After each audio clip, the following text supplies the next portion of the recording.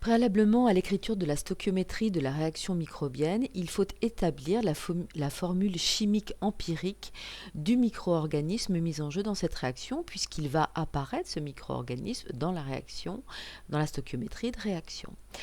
Pour établir la formule chimique empirique d'un micro-organisme, il faut connaître sa composition. Donc si on prend ce tableau qui nous donne la composition de différents micro-organismes, et prenons par exemple la première ligne, on voit que ce tableau nous donne les compositions en carbone, hydrogène, azote, oxygène, phosphore, soufre et cendres, les cendres représentant les éléments minéraux. Donc si on veut établir pour 100 g de matière sèche, on aura 53 g de carbone, 7,3 g d'hydrogène, 12 g d'azote, 19 g d'oxygène. En divisant par les masses molaires de ces différents éléments, par exemple en divisant par 12 pour le carbone, on obtiendra 4,42 moles de carbone pour cette bactérie. Et on fera la même chose pour l'hydrogène, pour l'azote et l'oxygène.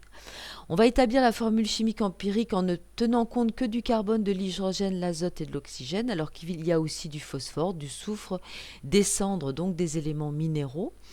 Mais on ne va pas prendre en compte ces éléments, on ne fait apparaître ici que le carbone, l'hydrogène, l'azote et l'oxygène. Donc on vient d'établir la formule chimique empirique et on peut mettre ainsi en indice les différents nombres de moles de carbone, d'hydrogène, d'azote et d'oxygène pour 100 g de biomasse. Dans ce tableau, les formules empiriques sont données par mol de carbone, sont ramenées à une mole de carbone, donc on divise tous les indices par 4,42 pour revenir à une mole de carbone et on retrouve la formule du tableau que vous avez dans votre polycopier. Donc, voilà, en résumé, la formule chimique. On n'est pas du tout obligé de revenir à une mole de carbone. Si on veut une formule pour 100 g de biomasse, ce sera cette formule-là. C'est vrai que la formule à ramener à une mole de carbone, ça sera 100 g divisé par 4,42.